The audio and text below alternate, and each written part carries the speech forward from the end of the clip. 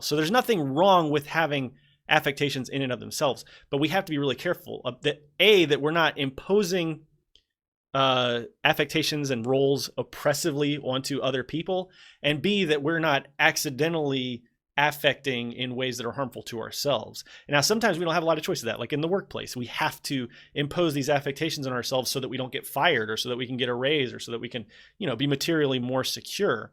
But we should at least be conscious of that, and we should be raising awareness with our coworkers and with our fellow oppressed people of the world that this is happening. We spend so much time in capitalist society playing these roles and putting on these affectations that it starts to feel normal.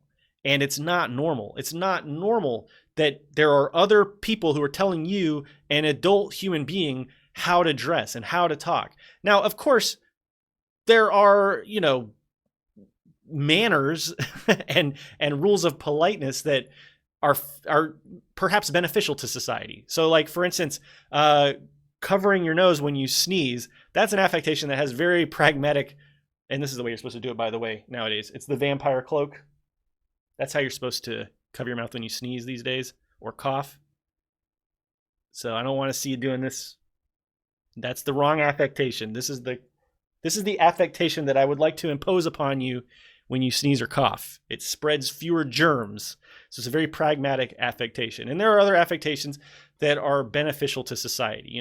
It's not such a bad thing to say, I'm sorry if you accidentally bump into somebody, or to say, excuse me if you're going to, kind of walk past somebody and take up their space or whatever. Those are fine, perfectly functional, pragmatic, beneficial affectations. But we have to be always ever thoughtful and conscious about which affectations are serving a purpose and beneficial, and which ones are oppressive or imposed upon us or just unnecessary. And I guess the final thought I have about this whole topic of performance and affectation is that as an anarchist, as a leftist, the future I want to see is the future where we are all more comfortable to play the roles that we feel the most comfortable playing, where there is as little imposition of role performance on human beings as possible. We should all be, able to follow our own rhythm through life and affect ourselves as we feel comfortable, wear the clothes we want to wear,